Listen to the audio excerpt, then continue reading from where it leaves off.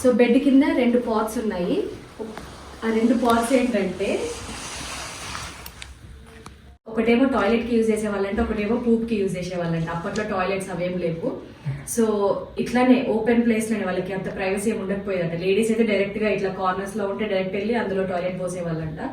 So తర్వాత toilet తీసుకెళ్ళి ఇది ఇప్పుడు ఎన్సూట్ బాత్రూమ్ లాగా ఇది ఒక డోర్. ఇక్కడ ఈ డోర్ పక్కనే ఒక పెద్ద వుడ్తోని ఇట్లా ఒక పెద్ద హోల్ లాగా కిందికి డ్రాప్ అయ్యేలాగా కట్టేవాళ్ళంట. సో ఇది తీసుకెళ్ళి ఆ ఏమంటారు ఆ యూరినేషన్ కానీ ఆ పూప్ కానీ తీసుకెళ్ళి అందులో పోసేవాళ్ళంట.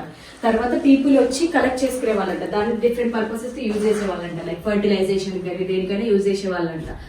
సో నాకైతే మస్తు కొత్తగా అనిపిస్తుంది అసలు. అంత ఘోరంగా అంటే అందరూ ఉంటారు. ఇప్పుడు ఎవరైనా డిన్నర్ చేస్తున్నారు అనుకోండి, అక్కడ అందరు తింటూ కూర్చున్నారు అనుకోండి, కార్నర్స్ లో ఇవి పెట్టేవాళ్ళంట.